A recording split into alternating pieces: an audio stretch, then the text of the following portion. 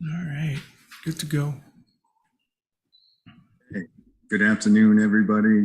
I'd like to call this meeting to order. This is Thursday, July 21st, 2022, 4 p.m. meeting. Just like to remind everybody too that this meeting is being recorded by video and audio.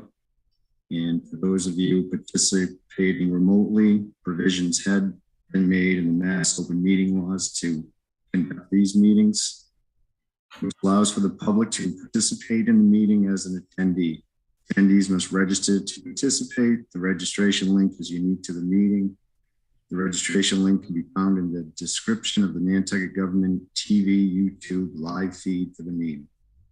People registering to be an attendee must use their names, otherwise they will not be allowed to participate in the discussion. Attendees will join in listening mode. They click the raise hand button if they wish to speak.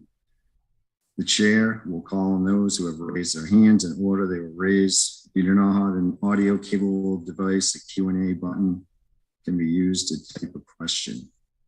The YouTube chat will no longer be enabled. Any questions that cannot be verbally asked must use the Q&A function. All questions should be directed to the chair.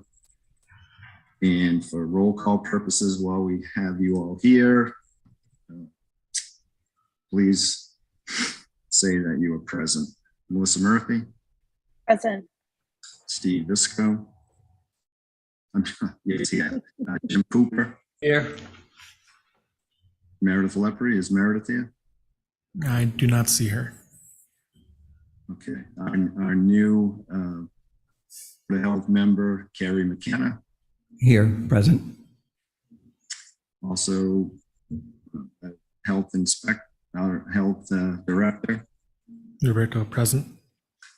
Okay, thanks. And before we get started, I'd just like to welcome Carrie to the board. And Thank you. you're filling some big shoes. Hopefully everything works out. Be great. Hope so too. Good luck, Carrie. This is a pretty easy board. Okay, well, is there anything out there that's not on the agenda that anybody would like to talk about? Steve, it's Melissa. I'm just wanted to make sure you all saw the news of the announcement of my resignation from the select board. Its effective date is November 2nd. Will be my last meeting, but as school starts for me in mid-August, I'm not entirely sure how much I'll be able to attend these meetings.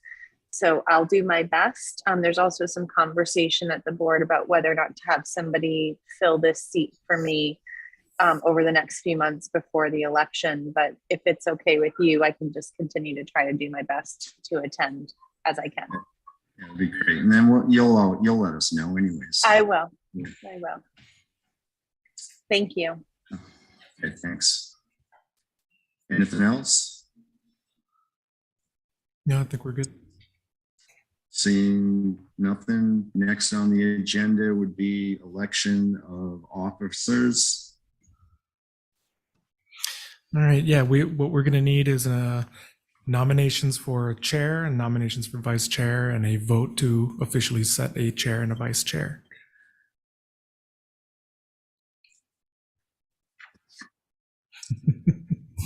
Any nominations? If you all would like. One nominated? Sure. For the chair, I'd like to nominate the chair that's presently. Second, Steve Stephen Visco. Visco. Okay. All in favor by roll call vote? Melissa Murphy, Aye. Jim Cooper, Aye. Carrie McKenna. Aye. Okay, thanks. And before we go to the vice chair, while I have you all here, I would just probably say my term's up in next year, 23, and it's been a good run. It'll be 14 years, and I think this is going to be my last year on the board. So I just thought I'd all let you know. Big changes coming. Nomination for vice chair. Well, I'm not in the habit of nominating people. I actually love to nominate people who aren't here, but although I think Mary would make a wonderful vice chair, I think that I will nominate Jim Cooper to take that seat. I have some personal problems at home, as you know, with my wife, so You decline. I declined. Okay, thanks, sorry. That's Jim. fair. I'm sorry. Nope, that's fair. Well, then I guess I would nominate Mary Lafrey as vice chair. I'll second that. Okay. We had a second by Jim. All in favor by roll call vote. Melissa Murphy, Aye. Gary McKenna, Aye. Jim Cooper, Aye. and Steve Visco says aye. Okay. Great. Review of the minutes. Anybody, is there any corrections, anything that needs to be changed? I have, Roberto, I have on the things, Yes, I sir. was an absent member. Okay. Okay, but in here, you've got me sitting for everything. Okay. Terry, did you pick up on that? Yeah, I think that was the thing. That's when. Yes, I got it. And I will correct that for the final minutes. So if you want to make a motion as amended, removing Jim Cooper Okay. from those minutes, I can do that. Okay. All right, thank you. I'll make a motion to approve the minutes as amended. Can I get a second? A second. We need a second. Jimmy, can you second it? I'm sorry, I second that. Okay, thanks. All in favor by roll call vote. Jim Cooper, Yes. Gary McKenna, Yes. Melissa Murphy, Aye. and Steve Visco says aye. Okay. Next on the agenda, release ACO for 11 Washington Ave. Yes, so this is the ACO for 11 Washington Ave. We received an application for a compliant system. This is standard. We have no objection for the release of the ACO. Gary, for background, the ACO is an administrative consent order. It's a program that we had in place up until about 2017 or so, where people were allowed to put money into escrow up until their septic system failed. And then we released the ACO so that they can get their money back and use it for a compliance system. Okay, thank you. This is one of our last few that we still have in place, and we have no objection. I'll make a motion to accept. Second. Okay, all in favor by roll call. Jim Cooper, Yes. Gary McKenna, Yes. Melissa Murphy, Yes. and Steve Visco says yes. Great. Next, we have a loan request for 5 Folger Ave.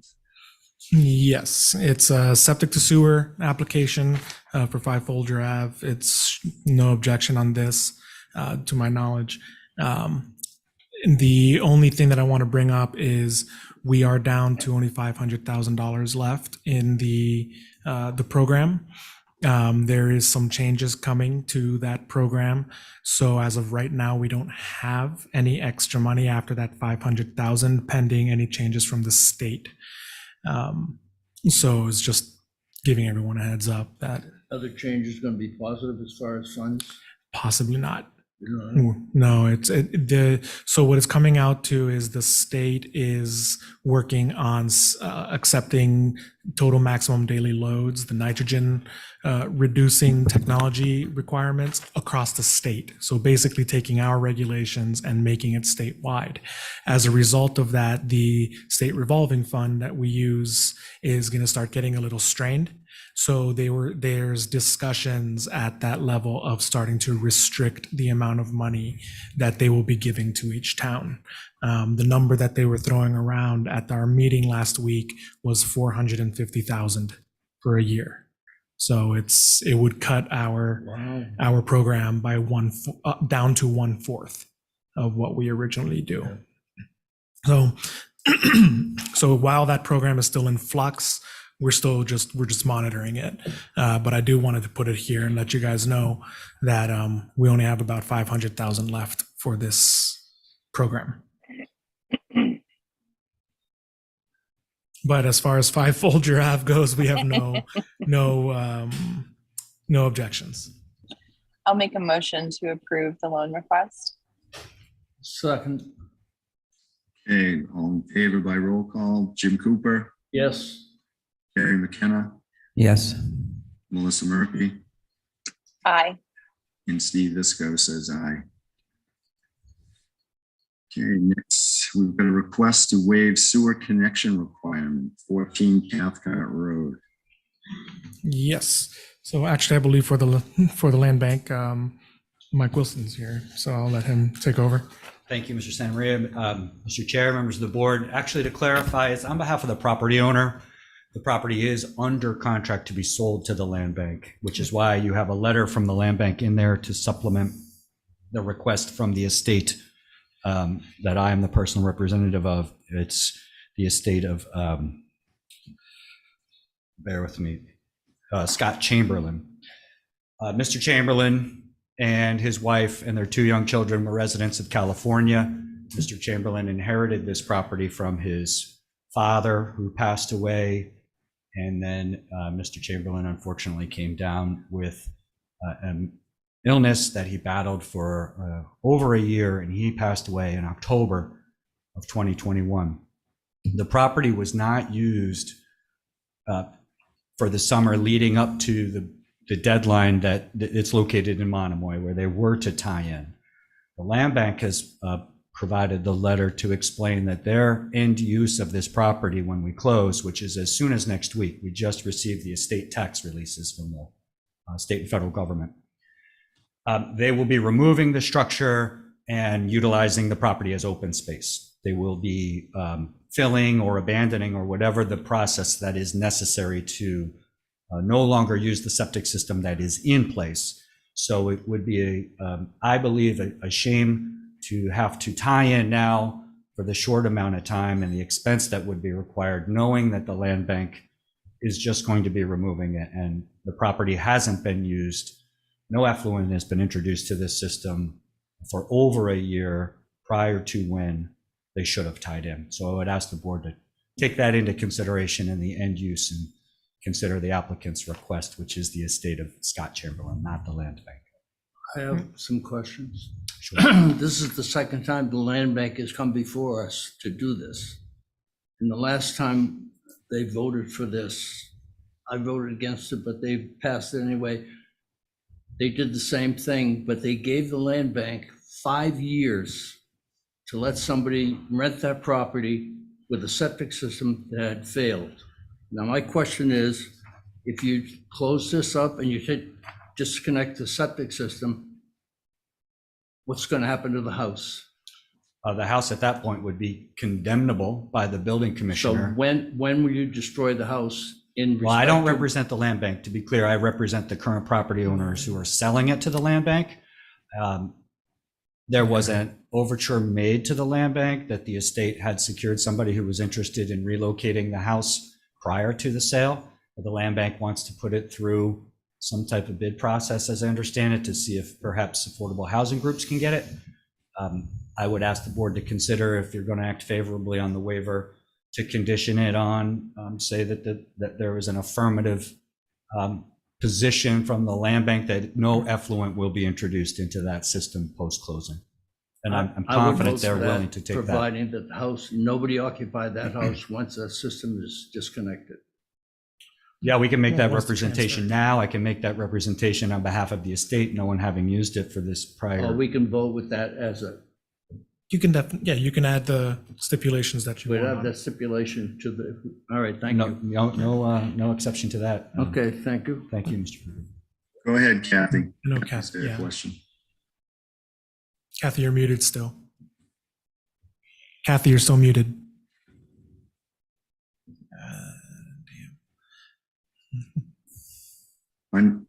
You're muted.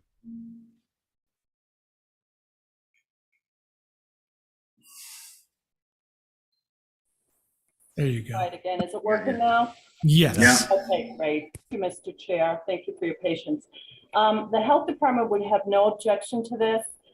We could put in a stipulation in the vote today that the abandonment permit be pulled within 30 days. So that would give them some time to transfer.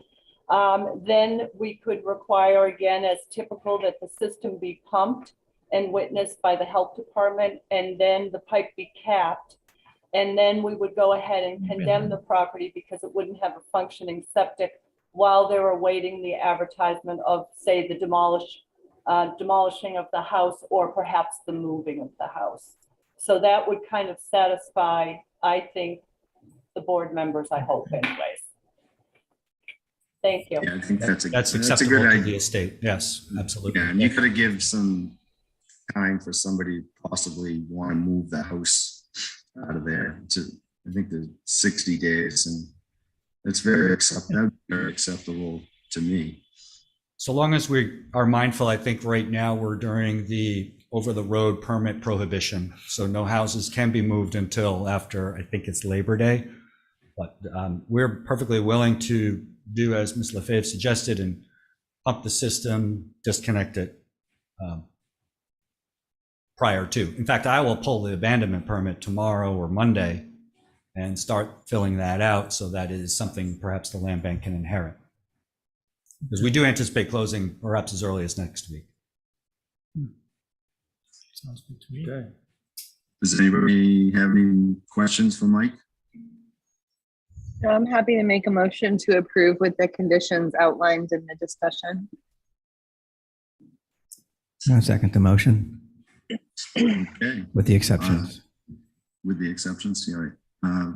All in favor by roll call, Jim Cooper, Aye. Karen Aye. Carrie, aye. Melissa Murphy, Aye. and Steve Visco says aye. Thank you, Mr. Chairman. Thank you, members of the board, and thank you, Mr. Santamaria. Thanks, Mike.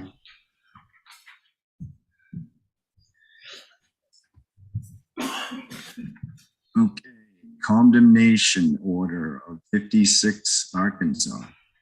Yes, so this is a ratification of a condemnation.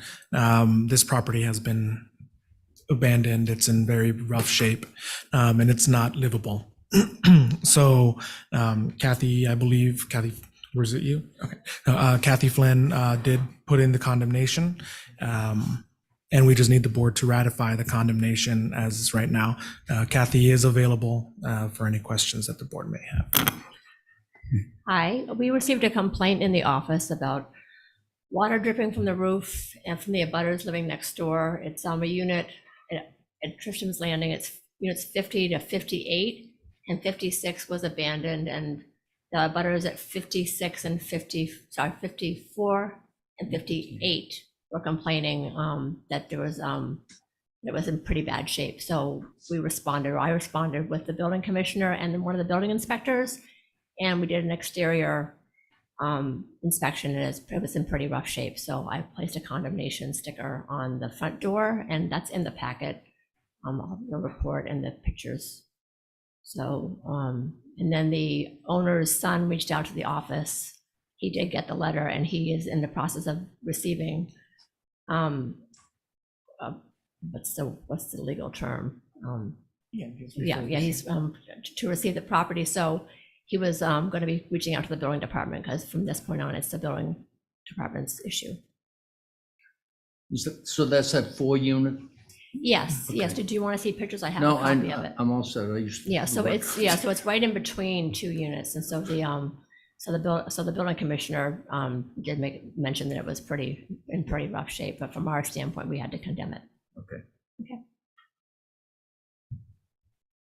You've been able to make contact with the family, because there's a story, we've been trying to reach them for several years now. Yeah. Yes, the owner's son called the office because his father passed away recently, and his Okay. mother passed away about a couple years ago. Years ago. So he's aware of it, and Okay. he apologized, and he was going to reach out to the building commissioner from this point on. Okay, Okay. great, thank you. You're welcome. Was it occupied? No. How long has it been empty? Ooh, So, Couple years excuse now. me. So, sorry about that. no. So, I called the electric company and there has been no meter usage for several years. As actually, they see a meter from 50, 50 to 58 without 56. And it's on well water, so we have no way of gathering how much water is being used. But as far as the electric company is concerned, they didn't have any usage. Oh, Yeah, for years. okay, thank you. You do have to introduce yourself for the record.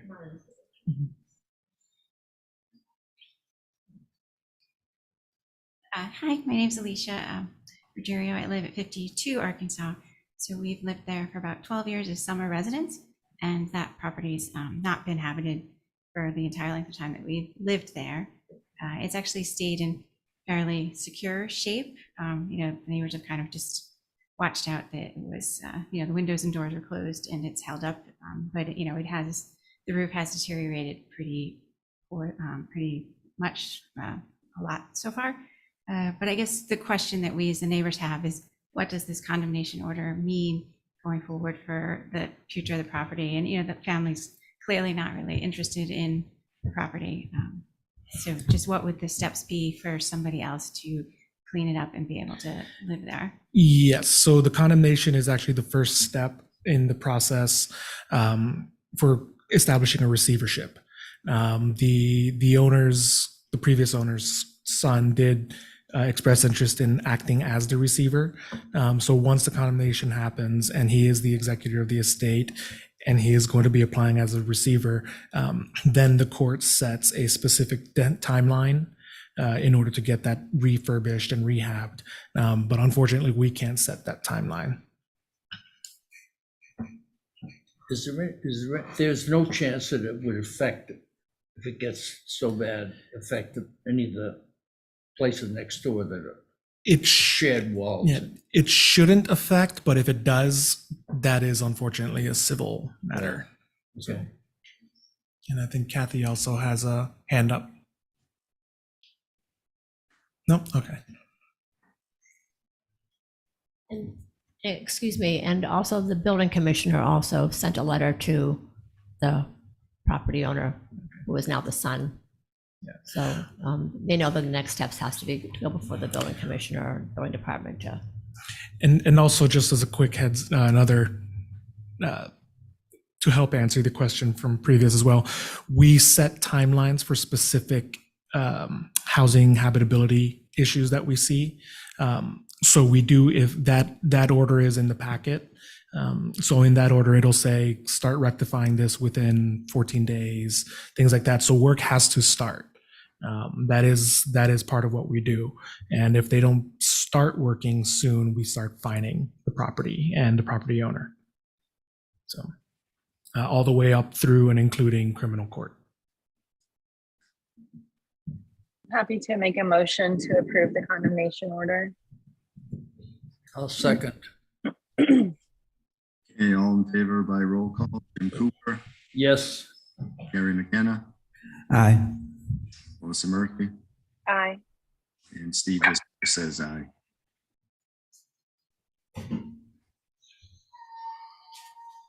Okay, what do we, variance request for 283 Hummock Pond Road, tight tank. Yes. So I believe this is a application by, give me just a moment. Don Bracken, I believe he is here. But this is a request for a tight tank at this property. To my knowledge, we don't have any objections to this.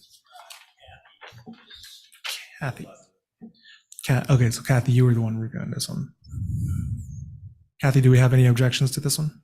No, no objections. The only thing I could add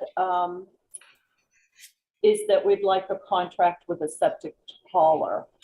We've done that in the past with tight tanks, and I know they're going to do a recorded deeds notice and seasonal use only, I believe, and limited to 3 bedrooms. So if we could just add that contract, we would have no objection to this.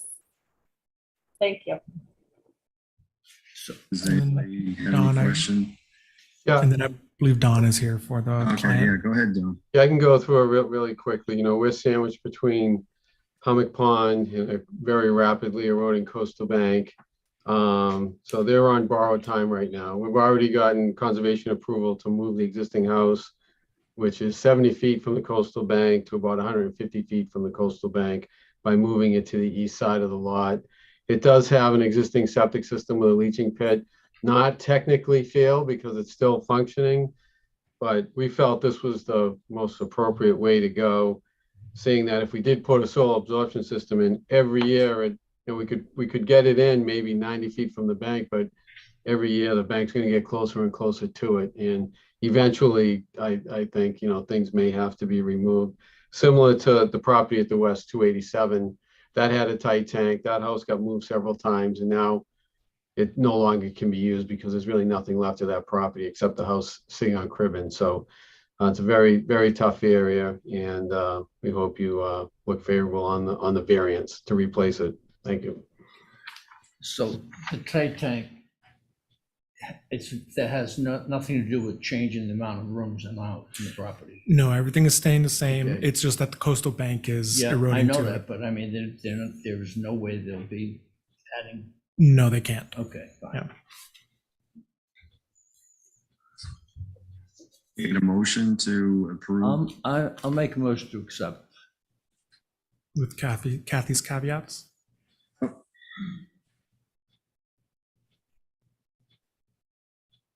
Can I get it? Second.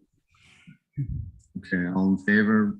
Jim Cooper, Yes, Karen McKenna, Aye. Melissa Murphy, Aye. and Steve Bisco says yes. Okay, thank you. Thanks, Don.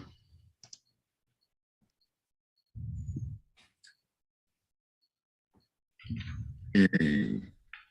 Variance for 5 High Brush Path, flow per square feet. Yes. Dan is here for the applicant. So I'll let Dan take over. Good afternoon, Dan Malloy for the applicants. So 5 High Brush Path, we're looking for a waiver on bedroom count credits, properties in the Hummock Pond watershed. It has an on-site well, and we're looking for a bedroom credit to increase it to 7 bedrooms. The lot area is just shy of 63,000 square feet. Typically for a 7-bedroom conventional, they need 70,000. So they're shy about 7,000 square feet to get the 7th bedroom. So we're putting in a brand new IA system and asking the board for the bedroom credit to push this to 7 bedrooms. That's it.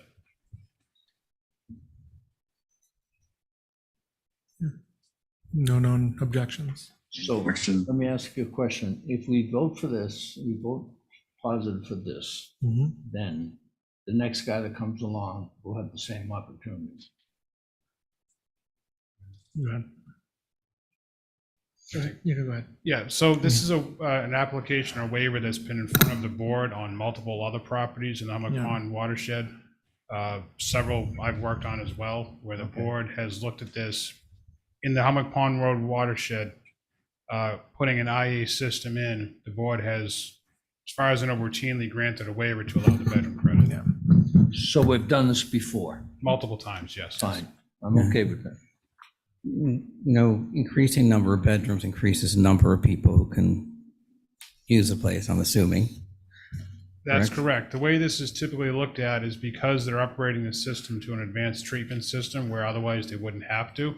Mhm. The advanced treatment, even with an additional bedroom count on this system, the advanced treatment actually puts out a cleaner water quality than without it. So it ends up being an actual environmental net benefit putting the advanced system in. So when we use the term bedroom, how many people are we assuming occupy a bedroom? Now, according to Title V, it's only 2 people per bedroom. So Title V is the state regulation that oversees the septic systems. So in this case, usually what we've been doing for the board, as the board, is if there is a net benefit of the nitrogen reduction. So for example, on this property, you can have 6 bedrooms, I believe, 62,000 square feet. You can have the 6 bedrooms by right, and that's 4 times 6. That's 240 milligrams per day of nitrogen. With an IA system, that would bring, if it was 6 bedrooms, it would bring it down to 150 milligrams per day of nitrogen. By adding the 1 bedroom, it's still only up to about 170. So it's still a net benefit of if we were to have a That's traditional assuming- system. Again, that's assuming a number of people follows that. And again, Yes. speaking from a certain amount of experience. Yeah, A house with unfortunately, 3 bedrooms, one I'm aware of because I'm part owner of it, has 10 beds in it, yeah. plus the ability to sleep a lot of other people in other places.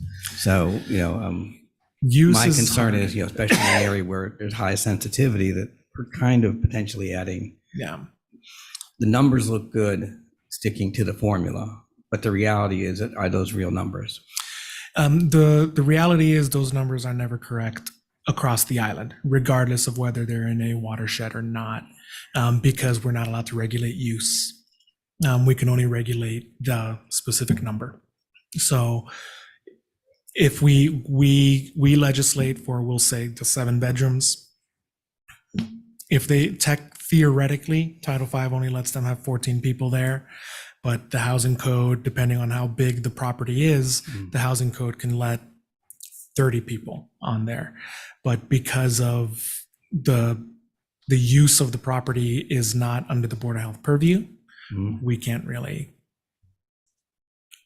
act on that, Okay. I unfortunately. understand that part. I'm just Right, you can wondering. control the bedrooms, you can't control the bathrooms. They could have Correct. 20 bathrooms if they want. Correct. Right. And those are state-based, correct? Yes. And there's no ability to bring something into reality-based. It's very hard. That's part of the short-term rental discussion, actually, which we'll be talking later today. But yes, No, thank you for at least, I kind of knew the answer, but please. I just wanted to hear it again. And, just to enlighten Terry a little bit, we've only done this in the Hummock Pond Watershed District. Yes. It's not happen in Nantucket Harbor Watershed, nor can it happen in Nantucket Harbor Watershed. The rules are a little bit different in those 2 watersheds, where you still need 10,000 square feet per bedroom, and the systems have to be in IA. So Yes. there is a distinction between the Hummock Pond watershed. Okay, thank you. Correct. So can I get a motion to accept the, I'll make a motion to accept the variance. I'll second. okay, all in favor by roll call? Jim Cooper, Yes. Gary McKenna, Aye. Melissa Murphy, Aye. and Steve Visco says aye. Thanks, Dan. Thank you. You, All right. okay, next we have a variance request for 4 Kenosha Street. I believe the next one was, Canonicus Street. Canonicus. For Canonicus. Canonicus Street. Canonicus. Is this you, Dan, too? Yes, Dan Malloy again for the applicants here. This is a somewhat similar waiver request from what you just looked at. A little bit different twist on this one. It's a lot that was created way back in the 1920s. So under the regulation standpoint, it's grandfathered into doing, from the Nantucket Board of Health Regulations, it's grandfathered to basically do the best you can. And then under Title V, it's restricted to only allow 1 bedroom. So we're looking, the lot size is just over 9,000 square feet. It has an on-site well. We can meet all the dimensional setback requirements. We're looking to ask the board for a waiver to allow 1 bedroom per 9,000 square feet versus the 1 per 10,000. It will be a brand new system, IA system put in with this septic. We will also, if the application is approved, we'll be granting the board a deed restriction to limit the property to 1 bedroom in perpetuity. That's it. Question I had, when I look at this, it was not so much about this one, but I think there's another one in here on Western Avenue, which is, I think, almost like adjoining property for a variance. And again, it's like, are we doing too much in areas that are maybe sensitive? And I understand this one, and I'm sympathetic to it, but kind of looking at the bigger picture, the bigger neighborhood picture of, there's the Western Avenue one, which was, I think, not right next door, but very similar in that area. So I'm kind of throwing that out there as a concern. I'm not against this particular proposal, but I'm concerned about, again, the kind of building up and kind of overloading areas piecemeal. So. And these are a little different. What it comes down to is we're replacing a 4-bedroom with a 4-bedroom. But you're absolutely right. In any new construction, we would have to say no, especially here. In this case, because it's same for same. I'm familiar with the area and everything, so it's just, I'm supportive of this, but again, looking through the whole packet and seeing, well, here's another thing next door that is going through stuff, and it's a concern. I'll just leave it at that. Absolutely. And I'll be quiet. I just make it simplified, because there are 2 in a row here, and you may actually be seeing a third in the same neighborhood. The reason why you're seeing, in this case, you're seeing 2 right now, there's likely a third coming to you very soon. It's the same ownership across all of these properties. However, they're all separated by paper streets. And because of that issue, we're not able to combine them and do one application or system for everything as a whole. We're forced to do all these separate applications. Normally, you wouldn't see it in this way. It would be all combined, but we're unable to do that here. Okay, thank you. Let me ask Dan a question. Let's just look at the lot. It's most likely it's a land court lot of record. And this lot was actually buildable prior to 1995 and Title V changing. They could have had a much bigger septic on there with a well and septic, but at that time they chose maybe not to do anything with the lot. So I don't think this is unreasonable to allow this 1-bedroom on this lot with it, deed restricted with this IA and 1-bedroom only. So I think if we didn't, we could be looking at a lawsuit. Yeah, we would definitely, as staff, request for the deed restriction on both lots. And I think Dan already knew that. That was part of the package. Yeah. And Kathy? Yes, thank you, Mr. Chair. So we did look at these 2 properties, these family owned properties, and discussed it a bit with Dan. We would be willing to speak favorably on it with the IA, the recorded deeds notice, the O&M in place. As we said, the next one that's coming up, which we'll talk about, is an existing home and an existing septic. But with this one, where it's a little bit smaller lot, obviously, the one thing I asked Dan if he could limit the leach facility to between 110 and 210, as opposed to going over it. So it would be not only recorded as a 1-bedroom septic on the permit and in the deeds notice, but also size-wise. So he's just agreed to shrink the leach just a little bit to keep it under that 220. And that would make me feel better about the whole permit process going forward. So we would have no objection to a lot of record with the IA and the nitrogen reducing technology. Thank you, Mr. Chair. Melissa, did you have a question? No, I'm happy to make a motion to approve this variance. I'll second. Okay. I'm sorry, just to with the deed restriction. Right. Thank you. Wait a second. I think Jimmy seconded. Second. He's okay with it. Okay, all in favor by roll call. Jim Cooper, Yes. Gary McKenna, Hi. Melissa Murphy, Aye. and Steve Visco says aye. Okay, next, which right behind it, 11 Western Ave. Again, Dan Malloy for the applicant, 11 Western Ave.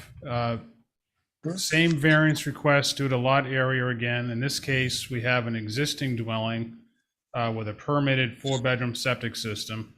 We're proposing to rebuild a house on the property. The existing house would come down, a new house would go up. We put in a new 4-bedroom IA septic system again, in this case. The lot area here is only 14,000 square feet. But because they have the existing 4-bedroom, they're typically under regulation entitled to carry forward what you have. So we're improving the situation by adding the IA component to it, which again would be a net benefit from an environmental standpoint. So it's improved over the current situation, but still wouldn't be compliant under the current.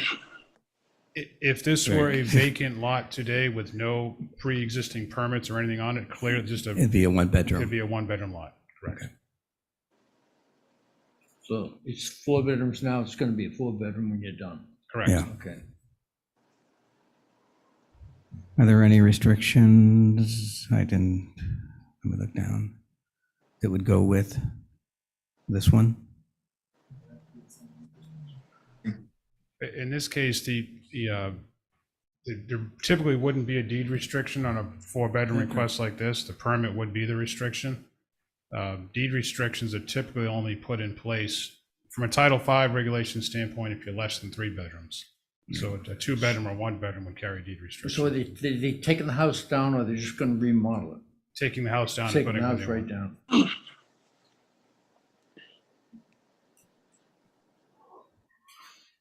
Make a motion to approve.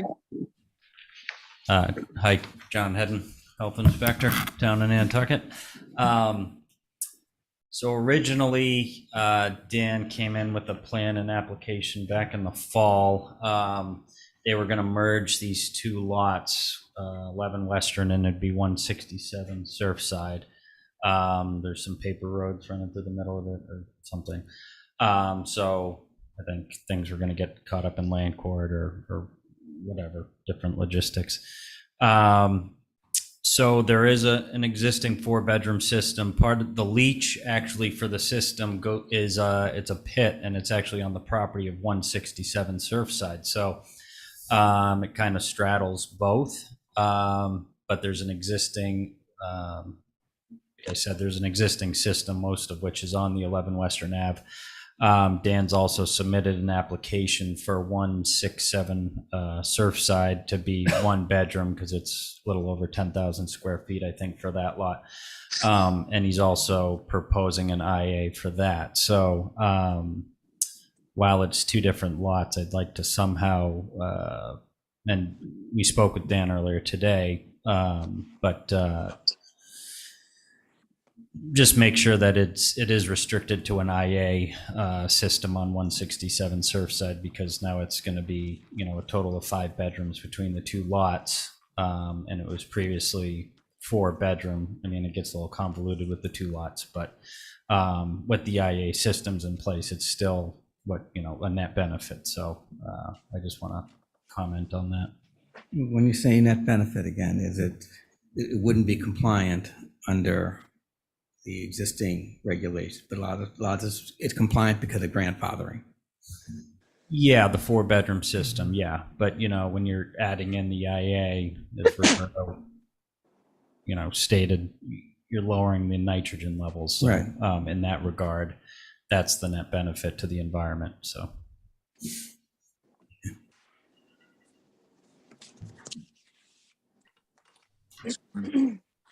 Steve, before John came up, I made a motion to approve the variance.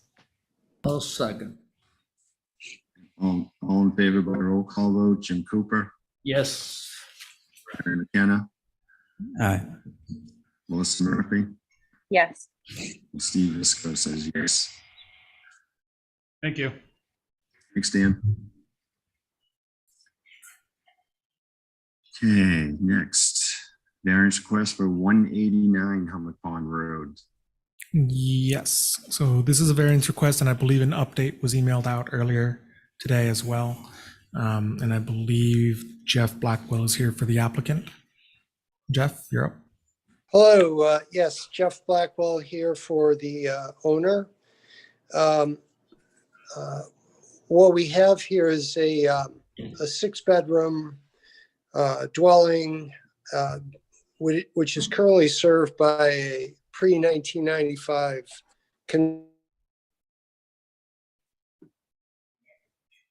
is 46,000 and change square feet. And the owner would like to upgrade his septic system without increasing capacity to a 6-bedroom IA system. And the reason we need a variance is because we're in the Hummock Pond Watershed District. And that places us before you to bless this proposal. There's no construction project proposed. He just wants to upgrade his system. I think he realized that the handwriting's on the wall for these old pit systems that are, they're dropping like flies anyway. And so he's kind of planning for this future.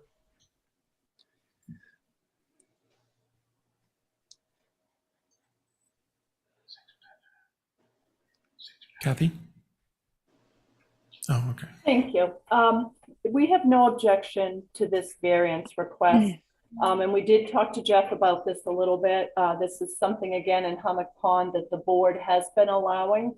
The one caveat that we discussed is one of the original permits had a garbage disposal notation on the permit itself. So we would want some verification that that has been removed, either a visual quick walkthrough or a plumbing permit with a sign off showing that the garbage disposal is no longer there, because that would make a difference on the septic permit. So other than that, you know, the members here are not opposed to this variance. Thank you. Was there any more to the application? Because I received one page, just the map. Was there more paperwork with that, or is that the entire application? I say I have the map that shows the layout and the new system. There should have been, there is a application. Okay, I mean, I just want to make sure there's something else besides the drawing. No, there Okay. was a letter beside the drawing, Okay. which explains the variance. Okay, no, thank you. It was in the package. Not my bad. Any other questions for Jeff? Kathy? No? Get a motion to approve the variance? I'll make a So motion to accept. Take a Could I second. make one comment before, excuse me, relating to the garbage disposal? I have not, most people will forego garbage disposal because there's a tremendous increase in the cost of a system. The leach field is increased by 150%, and the size of the tanks are have to be upsized. So most people say, no thanks, I'll get rid of it. But there is room on the property for a larger leach field, and the addition of or inclusion of a garbage disposal does not increase the flow to the system. It just provides a more robust system so that the additional solids that are introduced into a septic system can be dealt with without detriment to the system. So I would like, if possible, to include in your decision no prohibition against a garbage disposal. I think it could be decided in the future, and a revision to the system could be made. But if the owners decide to stay with this conventionally sized leach field, then I feel that it is appropriate for Kathy to have a walkthrough and just confirm that when the system is installed. They, They always. like you said, they have the room for if they wanted to have it on the lot with the flow. So when you submit a plan, whether they decide to have it or not, they could have it. Yeah. So yeah, I don't see why you would make that restriction on there. We'd leave it up to the homeowner. I don't know how long ago it was changed, but years ago, it was always, if you had a garbage disposal, it was always considered as a bedroom. I don't know if it changed, if they did away with it. I think it was just an extra size of the leach, but they don't get an extra bedroom out of the leach. But anybody? What's the Yeah, square you can't footage of the substitute property? you can't substitute Yeah. garbage disposal Yeah, you flow can't. to get bedrooms. Yeah. Yeah, it had to be sized for that, but you can't use that as bedroom space. So what was the square footage of the property again? Can I just have the map, and that's all I have. I have it here, just a moment. Jeff, do you have that off the top of your head, what the square footage of the property is?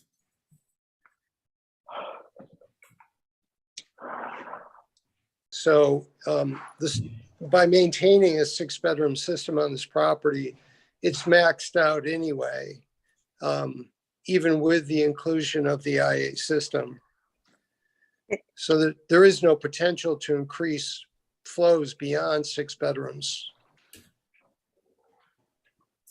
Give me a second. I'm So opening essentially, up the system, again, grandfathered in that the under current regulations it wouldn't be allowed, but it's being grandfathered, and I understand that. So why would we want to support keeping a garbage disposal in a system that really shouldn't be there in the first place? Right. Well, you can design measures within a septic system, and it is simply to accommodate additional solids that are introduced into the system by use of the garbage disposal. It does not provide you with additional development capability. The code, the Title V code and the local regulations have always recognized the ability to design for garbage disposal. Personally, I like to compost, and I almost never turn mine on, but I'm on town sewer, so I don't have to worry about a septic system. But the code provides, Yeah. So to answer and your it always has. See, and Carrie, to answer your two questions, the property size is 46,000 square feet, so a little bit over an acre, and It's a 6-bedroom house. it can be with an IA, yes. And then with as far as the garbage disposal goes, theoretically, everything that comes out of the house still has to sit in the tank for approximately 48 hours, sometimes even more, and it still goes through the aerobic digestion, so it shouldn't have an alteration of the nitrogen. The only issue with a garbage disposal versus a non-garbage disposal is that there usually is these small solids carryover that we see in the distribution box and in the thing. So you have to size it larger. Right, but and looking at all the applications that were in today's packet, in almost every single one, that question of is there a garbage disposal, and no. So I guess why is this one, which is on a lot that's 6-bedroom with 46,000 square feet, why should they have a garbage disposal? the plumbing code always was, if you have a 3-bedroom septic system, you could not, and you had 3 bedrooms, you could not have a garbage disposal. When you took your plumbing permit out, that's the first question they asked you. How big is the septic system? If you said the septic system is 4 bedrooms, that means you can have 4 bedrooms, but you can't have a garbage disposal. Yes. Now, I don't know if they changed it, and if they did, when. So and Steve, correct me if I'm wrong on any of this. I believe it was in 1995, the Title V, when it got altered, they added a caveat for that yes, if it's a 3-bedroom, it has to be a 3-bedroom, but you have to increase the size of the leach facility by a certain size. Okay. But that's it. But it's still only a 3-bedroom system. To answer your question, Carrie, about the why should they have it is, I don't know why they would have it, why they would want it. but it is allowed by Title V. Okay, that's, Kathy, I think it said that the board of, that they were supporting without a garbage disposal. Yes. And I It's a size support, I step. would support that. Yeah. So Kathy, you have your hand up. Yeah, so with the garbage disposal, it's actually, garbage disposal would be considered area, I think, It's instead area, of flow. Mhm. So if they size the system as a 6-bedroom system and then add extra area for the garbage disposal and they can fit it properly, they would be allowed it. They just can't use any flow for a bedroom. So, you know, that's the caveat we're putting in, is that if they have it, it's sized appropriately. And if not, we ran in the past with a lot of garbage disposals.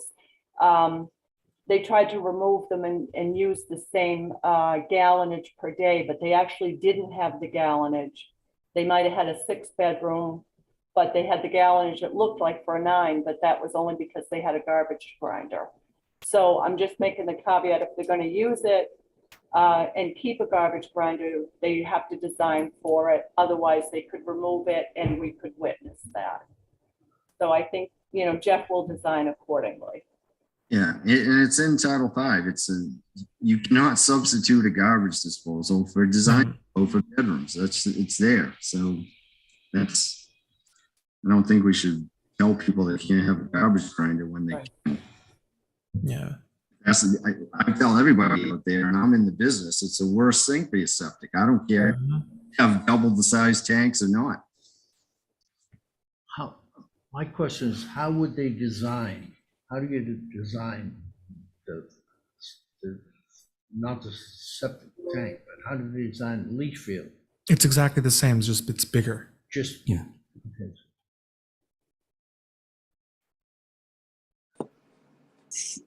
So what I'm understanding is we can approve this today. And if Jeff designs a system with a garbage disposal, we'll have to meet certain requirements in order for the health department to sign off on it. Yes, and that's already laid out in Title V. Yeah. Okay, so I'll make a motion to approve. All right, if that's it, I'll second that if that's the way it's gonna go. All in favor by roll call vote, Jim Cooper, Yes. Barry McKenna, Aye. Melissa Murphy, Aye. and Steve Visco says yes. Thanks, Jeff. Thank you. Thank you very much.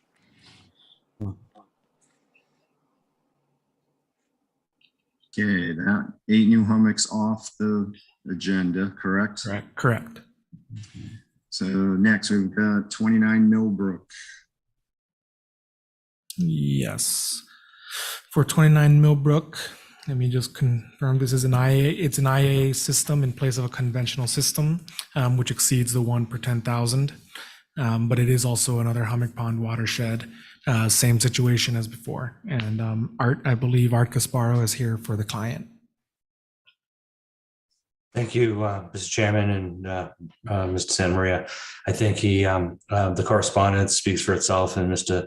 Santa Maria summed it up. Essentially, we're looking to put a 3-bedroom IA in place of a 2-bedroom conventional, and ultimately believes that advances the environmental protection in that there's greater reduction in nitrogen from having that treatment with a 3-bedroom system than there would be a 2-bedroom conventional.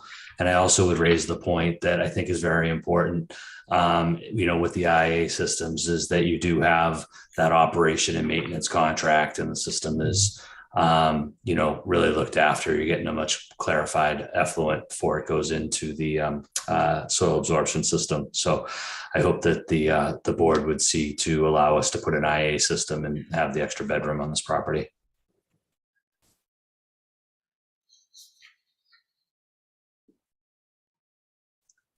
Happy to make a motion to approve. Did you want to say something? Thank you, Mr. Chair. We have no objection to this variance request. Again, it's something that the board has approved in the past, and it will greatly increase the nitrogen reduction on the property. Thank you. maybe a motion again to approve. Sure, happy to make a motion to approve the variance. Second the motion. Okay, all in favor by roll call. Jim Cooper, Yes. Gary McKenna, Aye. Melissa Murphy, Aye. Steve Visco says aye. Thank you. Thanks, Doc. Okay, moving on. Variance request for 9B Crow's Nest. Yes, this is a variance request that we've issued in an area like this before. It's just setbacks, and we should be, and I believe Jeff is here for the client. Thank you, Roberto. Yes, Jeff Blackwell here for the owner. We usually talk about systems that were installed before 1995, and there's a further code change milestone in 1979. This is the 1977 conventional system that is was installed to replace an even older system. And the owner would like to slightly, and that triggers the requirement for an upgrade of the system. The site is difficult to say the least. It's part of a condominium association, and if you look down to the lower left corner of the property, you'll see a much smaller structure that is served by the very first IA system that we ever worked on back in 1995. It's I believe it's an amphidrome. So the proposal is to slightly adjust the position of the house and to install a new IA system, entirely new system to serve the structure. There is no, as I may have said before, there's no, excuse me, there's no increase in flow to the system proposed. The variances are of the uniqueness of the situation of the house, the septic system, and the occurrence of wetland resource and flood areas here.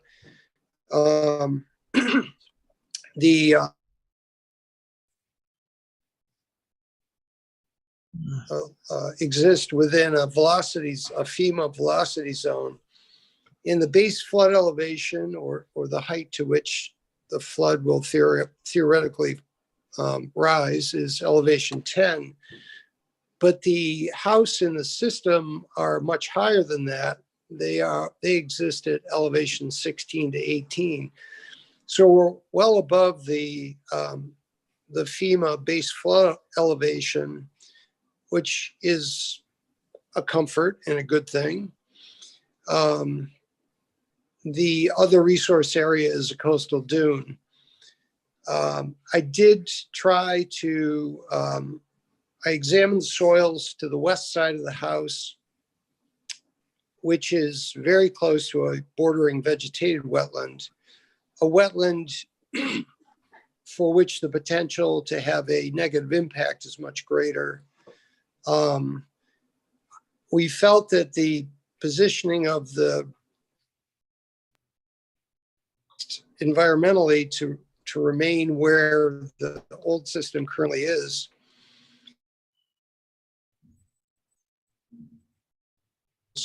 both on this property and the adjoining property, and even after the IA treatment is removed, the substantial contaminants and nitrates, the groundwater flow is directly toward the Atlantic Ocean, which the common thinking is one cannot pollute the Atlantic Ocean with small nitrates that are contained in a residential septic system.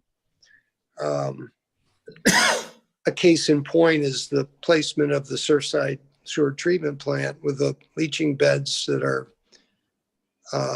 introducing effluent into the groundwater with a similar groundwater flow direction toward the ocean. Those are sort of the, that's the thinking behind maintaining the system in its current position. There was a recent application that was approved just to the directly to the north. In fact, that system is shown on my plan, where the Board of Health, agreed to allow a repair and upgrade of their septic system to be in a similar situation. I will try to answer any questions you may have. Thank you. Yeah, Crow's Nest is a difficult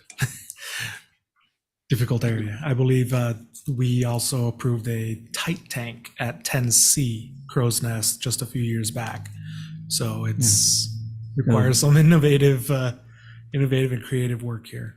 So this is a IA system, not a tight tank. This one's an IA system. Why wouldn't they go with a tight tank and with all the environmental things around them and flow towards the ocean and everything? In this area, we actually did ask Brian Dudley that. Brian Dudley was the director of wastewater services for the Lakeville office of DEP. He recently retired, though. When we did speak to Brian about this whole neighborhood here about a year or two back, they don't. His words were, "If you can comply, then comply. Tight tanks are a last resort." So we did accept a tight tank at 10C Crow's Nest because there was a clay layer that was not allowing any effluent. But in this area, you can put a leach. Until the velocity zone starts destabilizing the soil there, we have to comply with Title V. And is erosion from, it's, I think whatever the distance was from the ocean, but I'm assuming the ocean is still winning. Are we talking about a short period of time that this will be problematic, or a longer period of time? To my knowledge, in conversations with the natural resources director, the erosion over there, though it is happening, is not as fast as it's happening on, the previous area at Hummock Pond. So I wouldn't, when you're saying short term, I would say if it's less than 5 years, no. Okay. More than 10 years, that's hard. You're in that area in this. But they can get 5 years probably out of this particular plan, Yes. and then it's up for grabs. Yes, and then once the system gets destabilized, we require the rip up anyway. So the IA has will have the agreement, the O&M agreement that Correct. will be maintained and inspected twice a year. Twice a year. And if there's a problem from that inspection, they report to the Board of Health. Correct. Okay, thank you.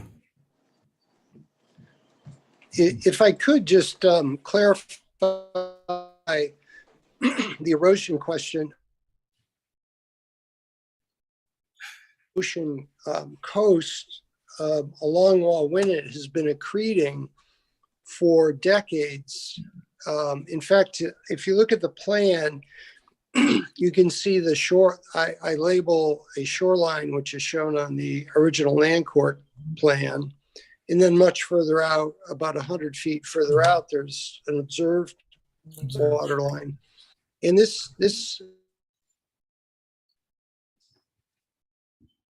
well down the coast for, well over a mile, and it extends north of here as well. Mm-hmm. So it's really an exception to the rule for Atlantic Ocean facing properties on Nantucket to have a long-term trend of accretion. I would not anticipate that. Of course, anything can change in a dynamic situation like the ocean, but it's been a long-term accretional trend here all along this shoreline, well north and south as well.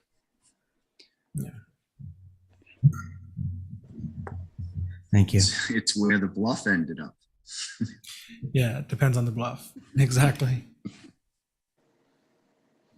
Anyways, any other questions for Jeff on this? Seeing none, can I get a motion to approve? Make a motion to approve as is. Can I get a second? Made a motion to approve. Okay. All right, I'll second. Okay, all in favor by roll call vote, Jim Cooper, Yes. Aaron McKenna, Yes. Melissa Murphy, Aye. and Steve Visco says yes. Thank you very much. Thanks, Jeff. Okay, thank you.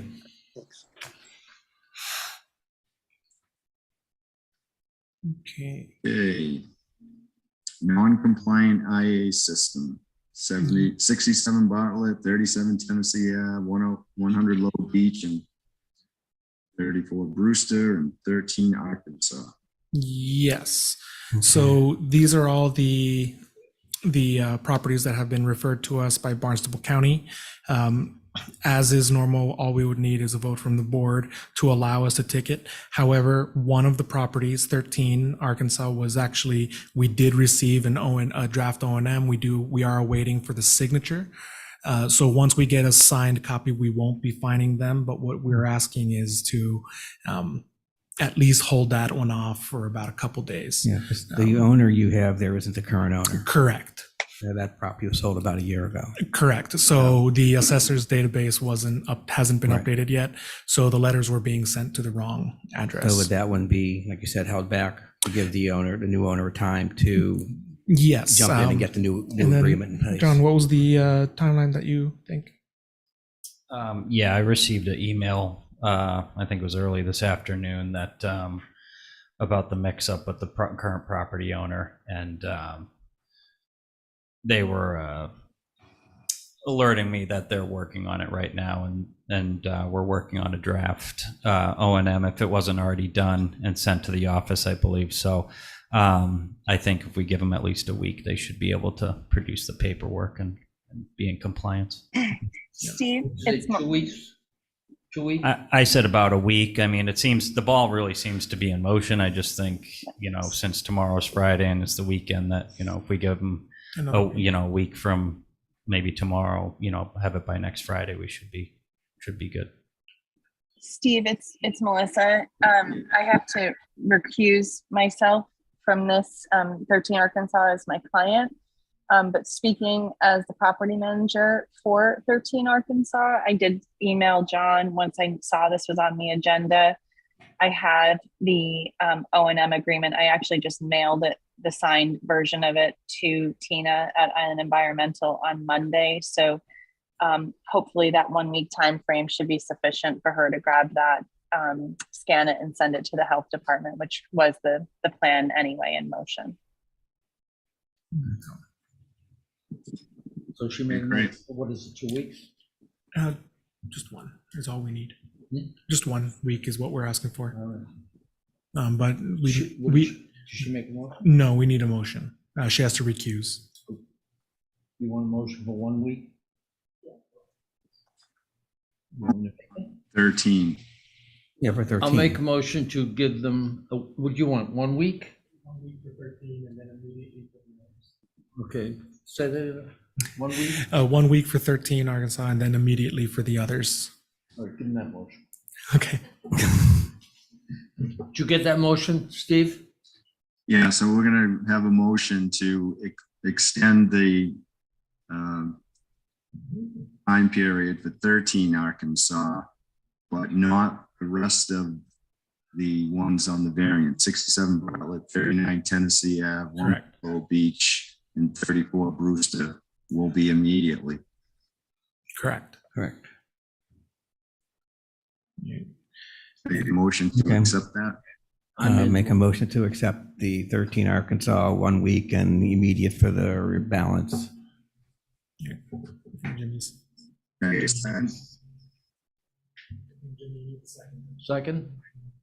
Okay, all in favor by roll call, Jim Cooper, Yes.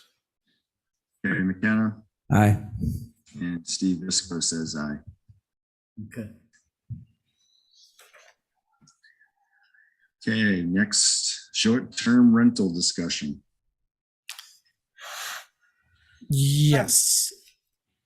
Roberto, before we jump into the conversation, I just, I am assuming because I, as a real estate agent, can participate in the conversations that have been happening to date at the select board table. I assume that I can continue those conversations here, but I do want to double check with town council about that going forward. So I'm happy to sit on this right now, but that may change next month. Okay, understood. This one is just a just an update, just a quick update. I am in the process of getting a memo together for the rental regulation. So I will get that over to you, giving an update with the rental regulation as drafted. I've been meeting an internal work group with the town manager, the director of Plus, the director of finance, and town council to come up with a basic draft. We think that knowing tomorrow, if everyone agrees, that draft should be good to go, and I can email it to the whole board. The select board is looking to do a joint meeting with the Board of Health in August. So once that date gets decided, I can let you guys know. But it'll probably be the same week as our meeting, which is the week of the 18th. So really what it comes down to is we're looking to do the life safety issues where we're regulating the amount of people. We're going to try to limit 2 people per bedroom plus 2 in total. So, if you have somebody who stays in the living room or a pull-out couch or something like that, so that we don't get a lot of complaints like that. It adopts the noise bylaw and the lighting bylaw as part of the regulation. It does not get deep. It does not get into parking because that is not a health issue. So any parking complaints will be forwarded to the zoning administrator, and that is actually part of that Article 42, 43 work group for a potential bylaw for next town meeting. It is what it will be doing is what the town manager and I have been talking about, and with the other department heads, is to set up a regular rental registry.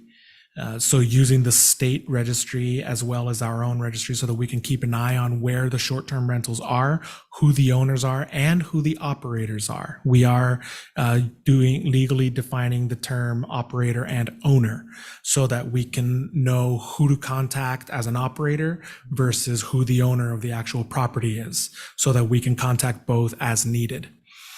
And then it also establishes a requirement to have an operator or somebody available to respond within 2 hours of any emergency. So it'll be somebody on island, like a caretaker. So it will keep us from having to deal with what we deal with a lot, which is absenteeism, where we send out orders or order letters or things like that, so that we can prevent actually what's happening on Arkansas. We would be able to get a hold of them, and that regulation requires them to update that information every year, and they have to submit quarterly reports to us of use. So expect that regulation to be in your email inboxes within the next day or two. Latest probably Monday. Is there an element, if I register, I can be found, but if I don't register, is there going to be an element of essentially searching the websites themselves, the Airbnb and them, to see if the sites that are listed are in the registry? Yes. So we are going to be going with a third-party vendor. They're off the state bid list called Granicus. They have a software called Host Compliance, and what they do is they scour VRBO, Airbnb, HomeAway, there's a total of something like 10 websites that they've actually given us. And what they do is they actually look at the website compliance for us. So they would be able to go through, if it's registered in Nantucket, they will look through the Nantucket one, make sure they actually have a town specific registration number, because we're going to be requiring them to post that. And anyone who is not registered with the town, they will actually contact directly, kind of like our Barnstable County with the O&Ms. They will contact them directly, and if they can't get a hold of them, then they refer to us for enforcement. So they are going to be doing a lot of the legwork of getting them registered, and then we will deal with the enforcement. How does the enforcement work? So the enforcement for us is, thank God, is not going to be, where they call us and we have to show up within a certain amount of time. There is actually an enforcement number that we will be pushing out on social media and the website and things like that Granicus actually runs. If people call that number, depending on whether if it's an emergency or anything like that, they will refer it to the department that responds specifically. So parking issues will be referred to the zoning officer. Noise issues will get referred to the police officers. Health and issues of trash and occupancy gets referred to the health department. So that way it works as a clearinghouse, so that we only get the complaints that we actually are responsible for. And then we respond with that, whether it be fines or if it's an egregious issue, we show up with an inspection. Melissa has a question. Thanks, Steve. I guess it's a question. If an operator has and/or owner has multiple violations on a property, like what is the threshold to withdraw the permit or license to operate as a short-term rental? So actually that threshold is discretionary by the board. So as the Board of Health. So what we're going to run into, what we have is, if there are multiple violations at a specific property, we can suspend that property's right to operate as a short-term rental. Or we can also suspend that operator specifically. So in the event that we have a problem operator, but not a problem property owner. So if the property owner is willing to remove the operator and bring in someone else, that's up to us. It'll be discretionary as the board. That is actually not up to us. It's up to you as the board. Yeah. But I'm assuming you'll have some recommendations for us. Correct. I mean, I'm already thinking like 3 strikes, you're out kind of Correct. thing, and you can reapply in 2 years, or I don't know exactly what, but something like that. Yes, and that is discretionary in the regulation draft. So what's the good news behind all of that is it gives us the ability to enforce against things that we haven't been able to enforce against before.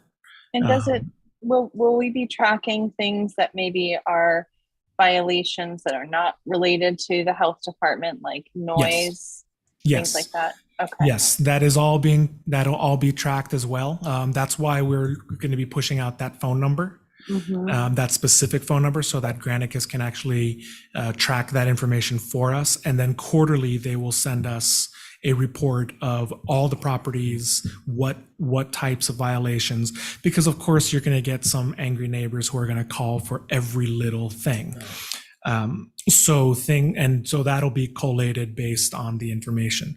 So for us, if it's something like there were kids playing in the pool and the neighbor didn't like that, we're not going to log that as a legitimate noise complaint. But if somebody is blasting music and you hear it at property line, absolutely, we're going to, if it breaks the noise bylaw, it breaks our regulation as well. It adopts those bylaws by reference. If Granicus were to find, again, when they do their search and this is, they're on the website for rental, but they're not showing up as licensed, is that going to be in a quarterly report, or is that something we will hear sooner? We will hear that sooner. If they find people that aren't registered, they will immediately take action, and they'll let us know immediately. Okay, thank you. It's an expensive contract. We do know that. But we find that at least for this first year, just to try them out, it might be worth it. And then we can adjust the contract based on what we're seeing. And when you talked about the discretionary thing, does discretionary mean each one will be treated differently, or that the board will be trying to formulate more concrete guidelines as it on the fly, or, so I guess, Of course. discretionary is everyone's treated uniquely at each instance, but are we looking for patterns? Are we going to try to establish what we think it is before things begin, or what? We can definitely look into setting policies as we see the patterns emerge, because it is so new. Right. We have to at least observe this first time. And also discretionary, when I say that, is in a situation like I was explaining where like there's 13 noise complaints, but it's all because an 8-year-old was playing in the pool, was splashing, and the neighbor doesn't like splashing. Are we really going to, shut down an operator because somebody's swimming? That's sort of, Discretionary about sorting out what the actual violation is, or just. Correct. Okay, Correct. thank you. Yeah, I think it's really going to be important to put definitions around quote unquote nuisance violations. Exactly. So that they are defined to be the most egregious of them. And certainly I think that if somebody calls the police because of a loud party at 1 a.m, that's very different than normal, but maybe annoying life noise. Correct. So I think that's one of the concerns that I have, is that we have some good definitions and guidelines around how to be a good neighbor and how to be a good operator if you are conducting short-term rentals, and what the threshold is for the nuisance to qualify as a strike against you. And then we will have, once things are finalized, codified, whatever you find, that we will be notifying people, the Yes. owners. So I mean, again, want to educate as much as possible before stuff happens. Yes. So the regulation, the way the bylaw was written, Article 39 was written, it gives the deadline for beginning of the registration is January 1st of 2023. So starting that year is when we will start doing the registration. So but we will start collecting data ahead of time. We're already, Andrew Vorse from Plus has already reached out to Granicus to start getting that data. Yeah, because we know places that are listed already. Correct. So that we can have that by the time this comes into effect. Okay, thank you.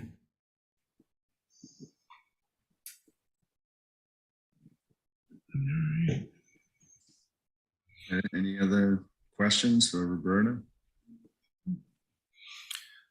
One quick one I forgot to add at the end here, just a quick question for the board.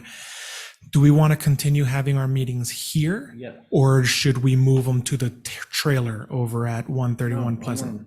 I vote them here. Just keep them in this room? Absolutely. Okay. That's me. I don't know. I just want to make sure that wherever it is, that there's technology, because there's going to be 1 or 2 meetings a year while I'll be on the road. I know Understood. from the schedule, but I'll gladly come in as long as that place has the capacity to do it. Sounds good. Obviously, this room does. I have no idea about the trailer, because when I was last there, Yeah. it was uninhabitable.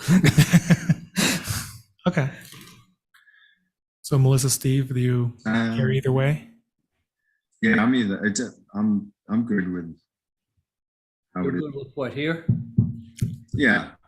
Okay. I mean, Okay. the only reason I'm not there is because I'll figure it out, is having trouble with the computer to the Wi-Fi there so I can see everybody. It's just hard looking at that board behind you.